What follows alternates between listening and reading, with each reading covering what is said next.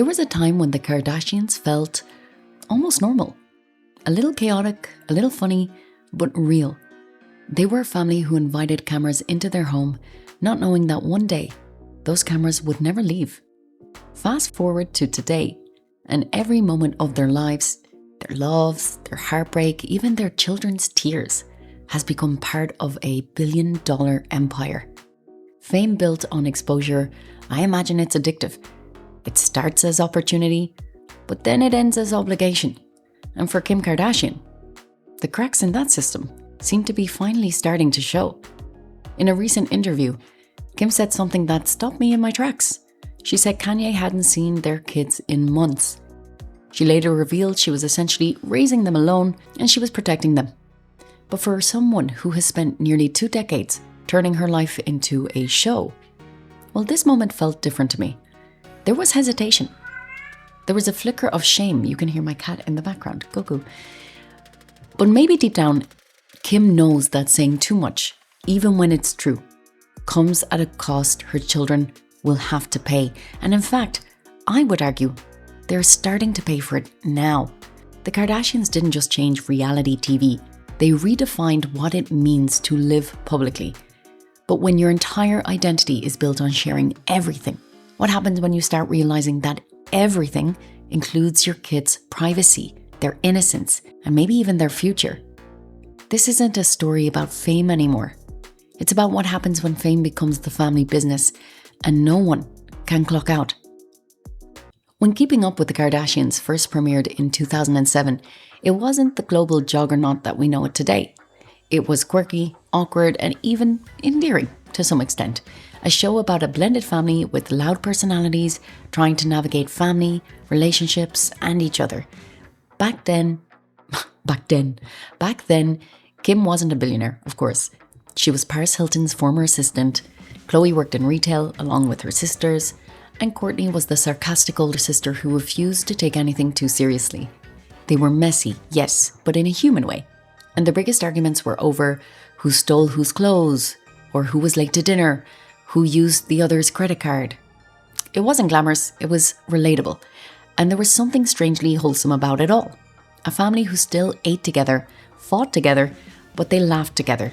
And no one could have predicted that this small e-reality show would become the blueprint for modern fame, the original influencer empire.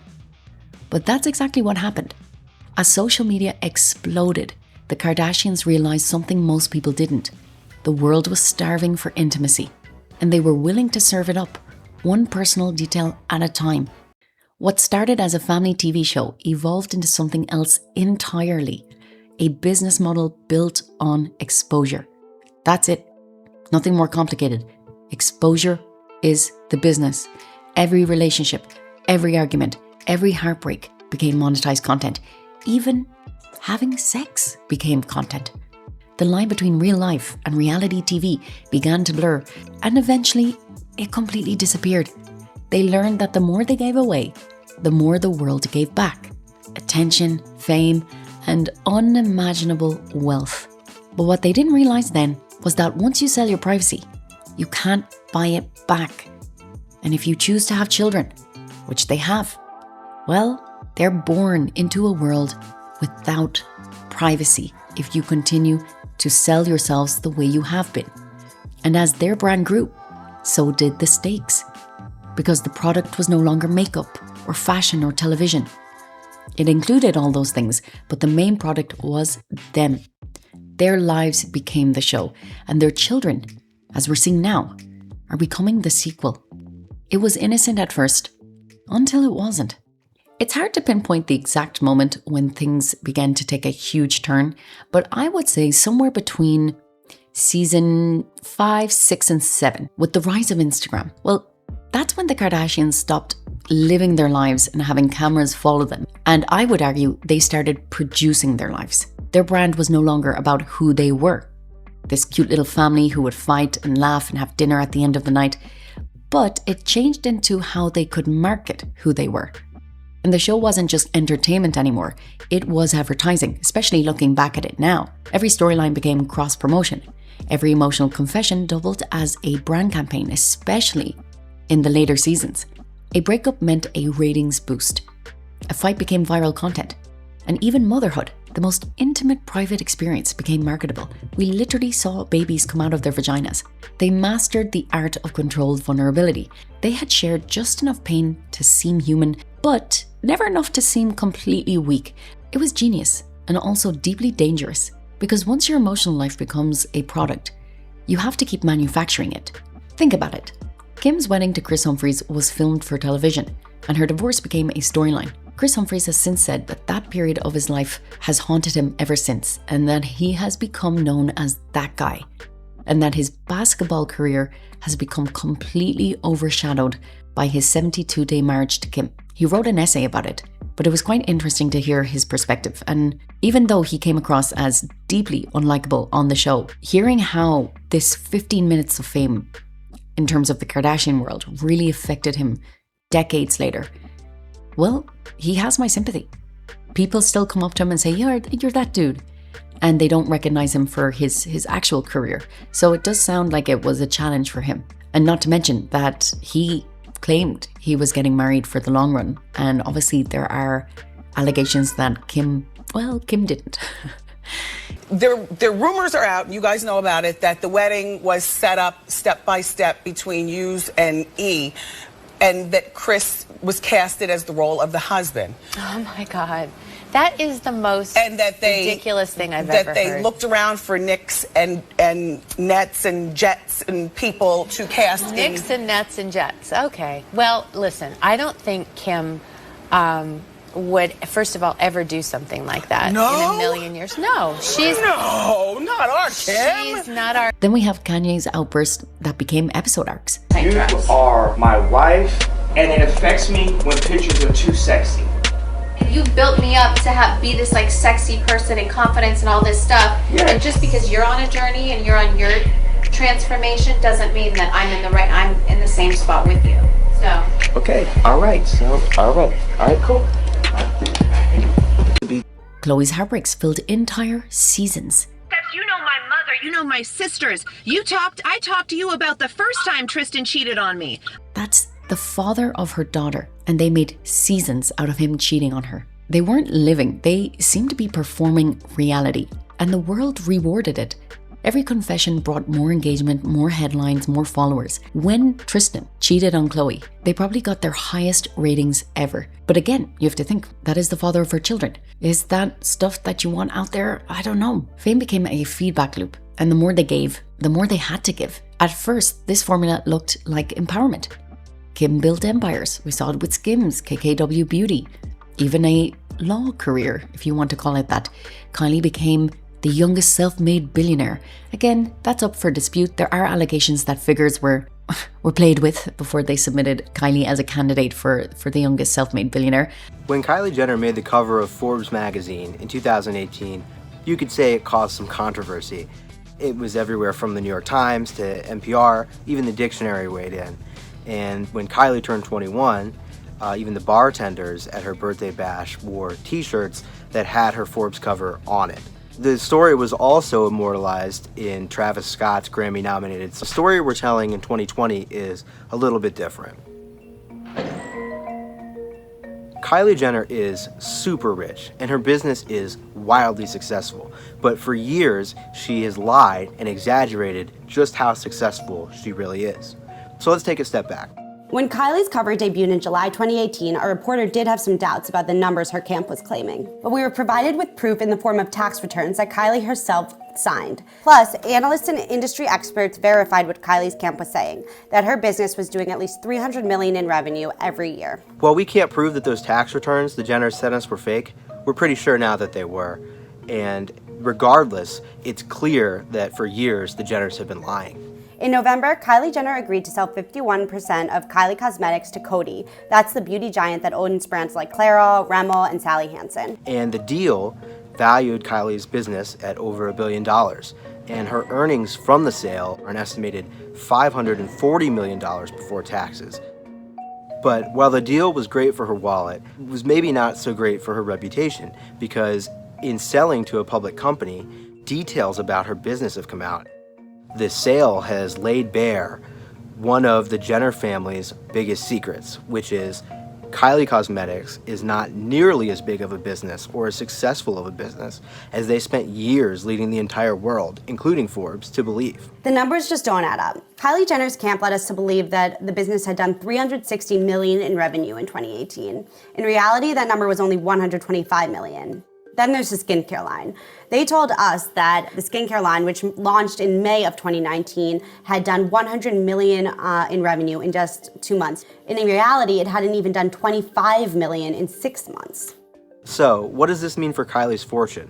Well, first off, it means that she certainly has not been earning as much money as we had been estimating in years past based on her input, in part. We estimated that Kylie brought home something like $166.5 million in 2018 and $170 million in earnings in 2019.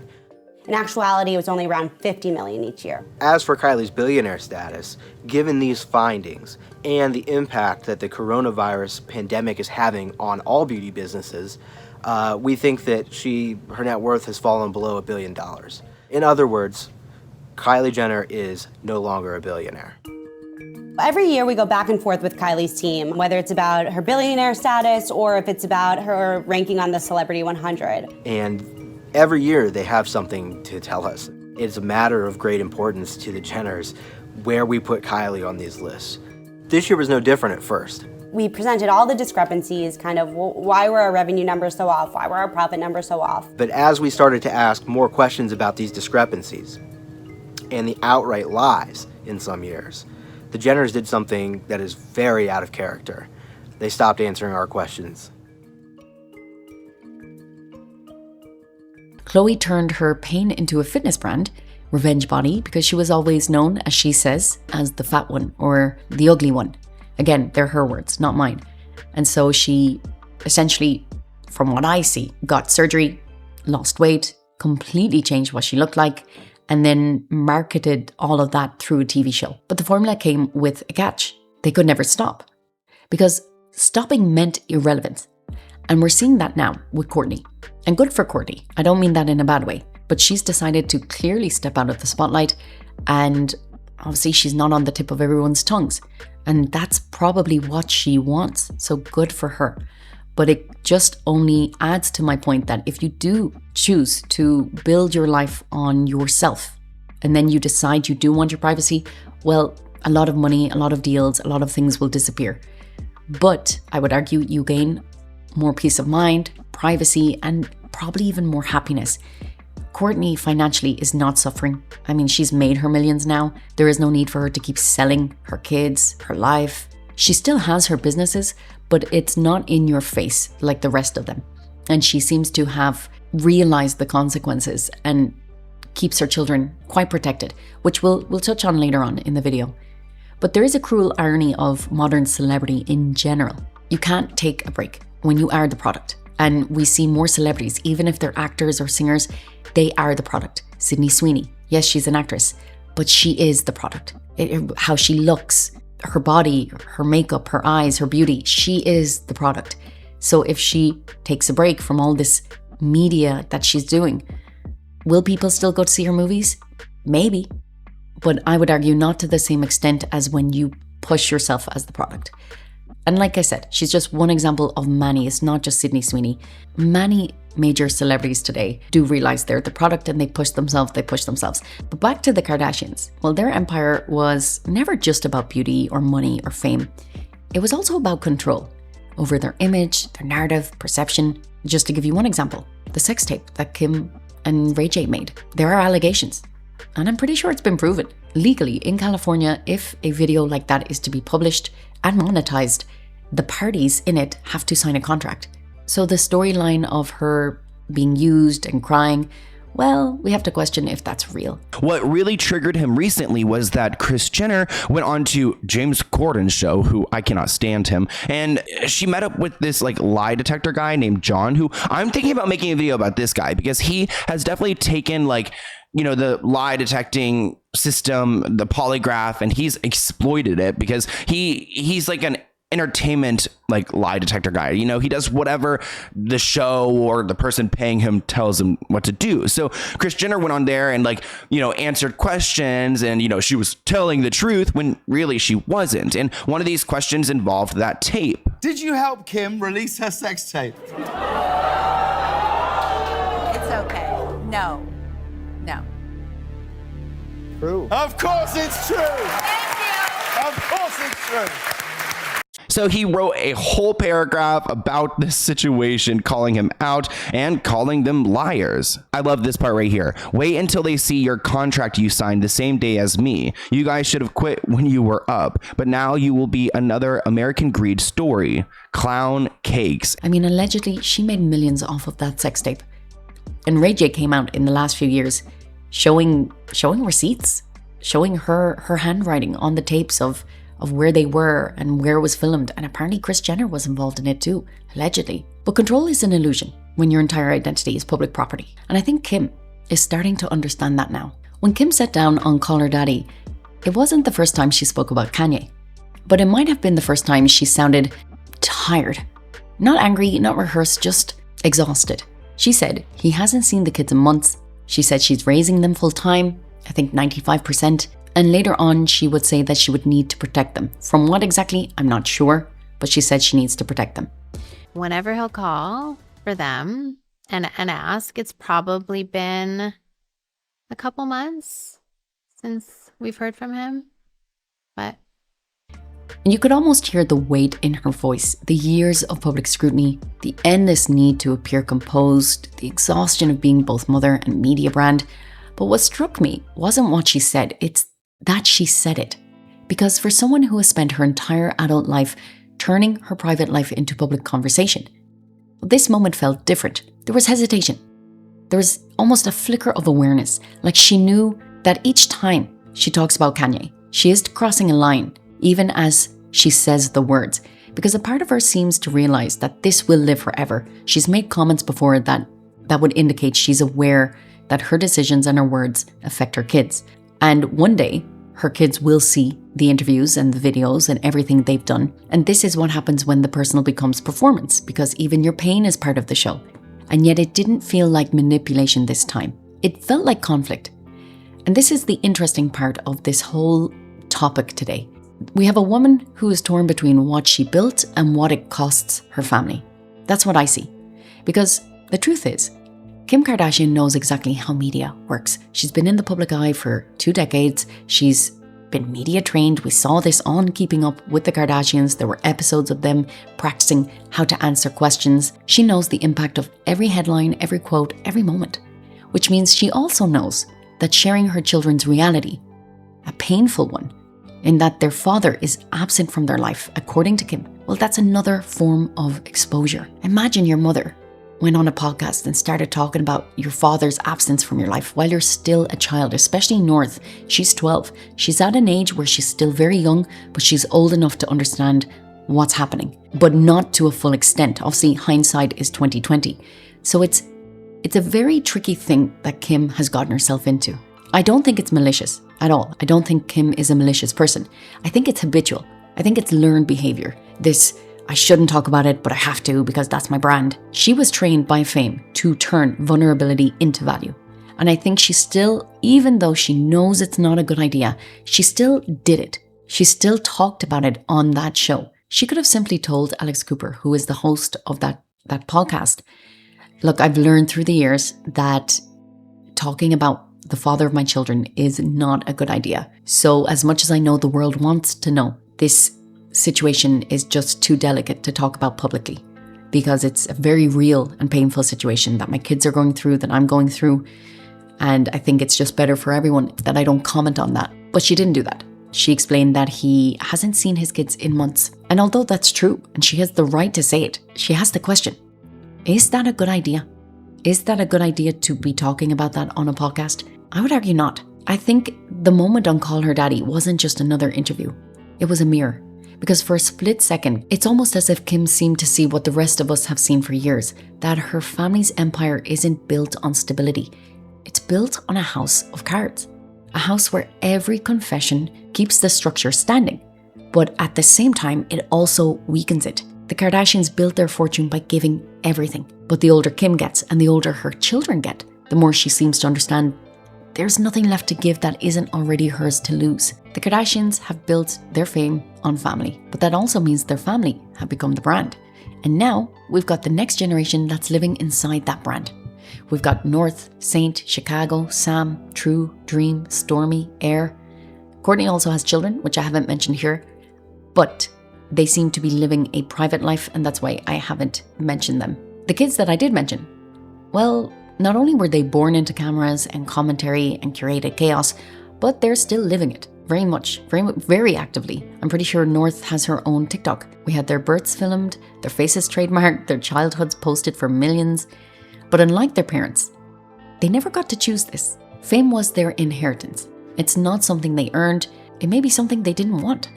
But it is something that's assigned to them before they could even spell their own names.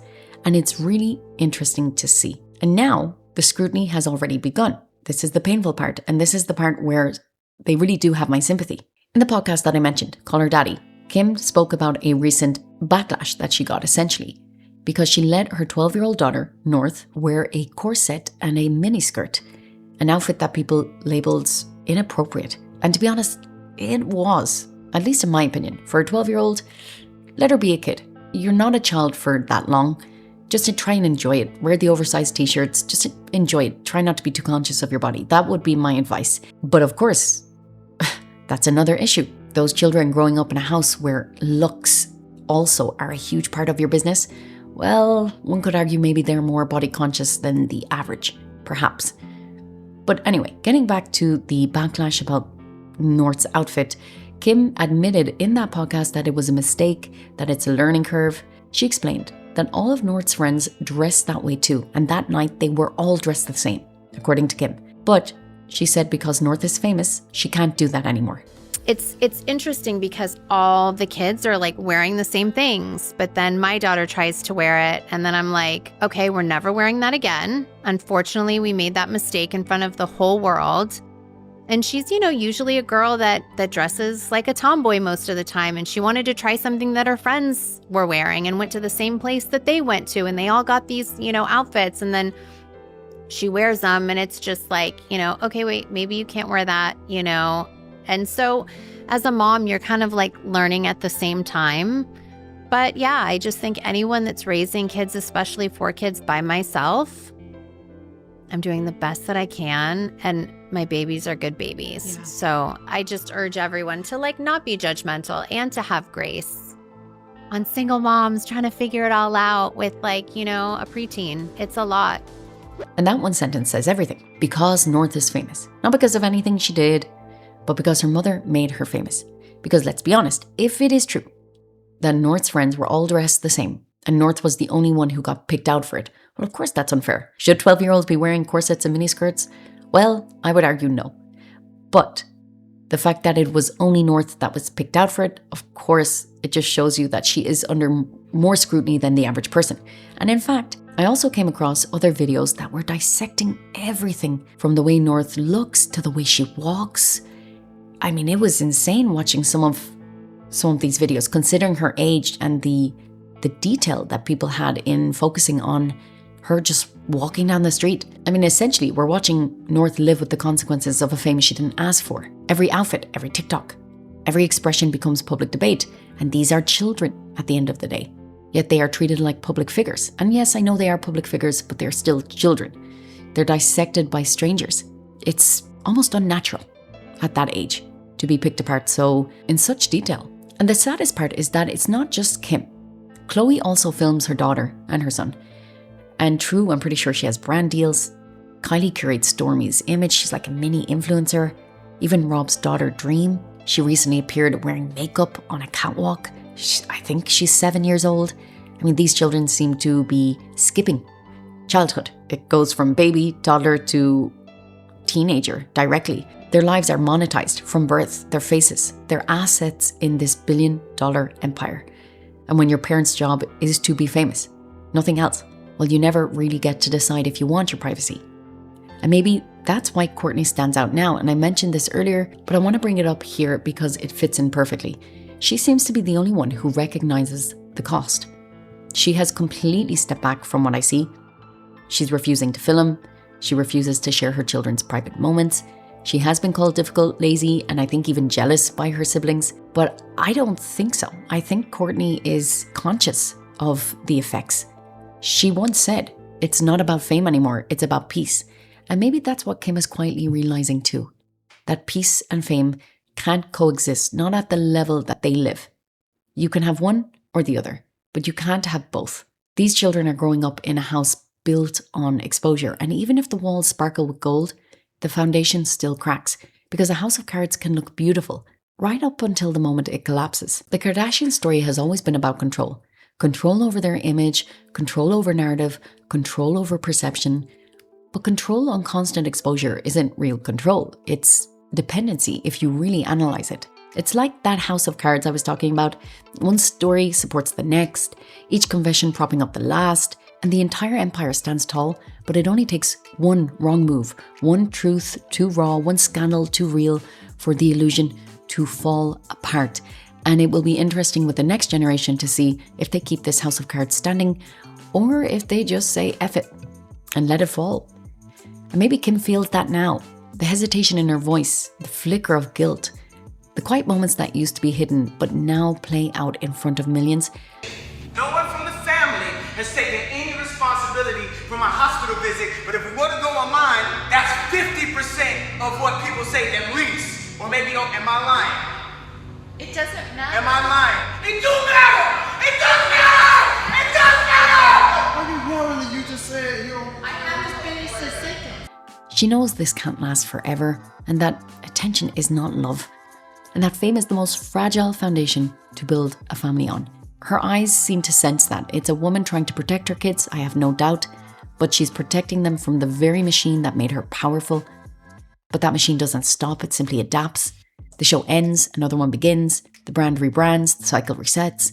It's beautiful, it's successful, it's quietly heartbreaking, especially for the younger generation who are being dissected online as children, because behind the filtered perfection that this family is showing us, they've never really known what it means to live without an audience. They've monetized authenticity so completely that even their attempts at privacy become a spectacle. That was a season's storyline when Kourtney was trying to just have some privacy. That her trying to have privacy was recorded on the show and became part of the whole season. It's crazy. Even just the attempt at trying to be private became a story. Yes, they're rich. Yes, they're famous. Adored, envied, and even hated by some, and perhaps maybe even lonely. All of them seem to be having difficulty in the relationship department, apart from Kourtney, the one who actually has some privacy. Actually, that's probably a topic for another video, the Kardashian men, because that is something also quite interesting in how the men they've chosen have all disappeared to some extent. And obviously there's two sides to look at it from. Obviously there's the Kardashian men curse. Most of the men that get involved with the Kardashians, they end up worse off. But I would argue also the women do as well. Khloe constantly cheated on publicly. Kim, after all of her efforts, she seems to be alone and maybe even lonely. Kylie, again, she seems to be with a man right now, even though Timothée Chalamet may seem nice. He doesn't seem to want to be with her that much in public. Somebody who doesn't seem to support her the way that she supports him. There is an element of trashiness that comes with the Kardashians. I know some people might be angry that I say it, but there is that kind of trashy thing that they have. And Timothy is a real actor. One could argue she may not be the best thing for his brand if you're looking at it from a marketing point of view. That's all. And he's probably hyper aware of that. I don't know what's happening with Kendall. Who knows? I don't know if she's ever really had a relationship. I mean, there are rumors about certain things. Each of them have had their own difficulty. And like I said, Kourtney's the only one who seems to be solid right now. She has her family. It's blended. She got married a few years ago after having her own difficulty for years with Scott Disick. So it is interesting. The one person who chose privacy and to keep their head down and to just really live life in a true way seems to be the happiest and the most settled. But getting back to where we were, we could say that fame gave them everything, of course. freedom, influence, and legacy. When I say freedom, I'm talking about financial. But it also took something no one can ever get back: peace, normalcy, and innocence. Not in the way that they live. Of course, they can choose to get some peace back by keeping their head down, but they don't do that. And now that cost isn't just theirs to pay, it's their children's. And the Kardashians taught the world that you can turn your life into a business. But the truth no one wants to admit is this: once your life is the business, you don't own it anymore. It owns you. And maybe, just maybe, that's what Kim Kardashian finally understands. When the Kardashians first appeared on TV, they were a family chasing the American dream. Love, laughter, success, attention, and in a way, they got it all. They became billionaires, icons, household names. But somewhere between sponsorships, scandals, and fame, something real got lost. Maybe even something sacred. Because now, the dream isn't just theirs. It's inherited by their children who never asked for it. Children who will grow up knowing that the world watched their parents fall in love, fall apart, and fall into headlines, all in real time. The Kardashians sold access, but what they were really selling was intimacy. And that's something you can't ever get back once it's gone. Watching Kim today, you can sense a woman trying to rewrite the rules of the empire she built. She knows what exposure costs because she's paid it over and over. And the hardest truth might be realizing that money, status, and fame can't buy back the privacy you traded away to get them. The Kardashians taught the world how to turn a family into a brand, but they also showed us what happens when that brand becomes your identity. Maybe the next generation will be the one to break that cycle. I don't know. Maybe peace, real peace, is worth more than another headline. Because a house built on attention will always tremble. And one day, even the strongest brand learns that silence can be its own kind of power. That is it for today. Let me know your thoughts in the comments below. Do you agree? Do you think the brand is built on a house of cards? Do you think the new generation will break that cycle? Or will they maintain the family's empire? Let me know your thoughts and thank you for listening. Bye.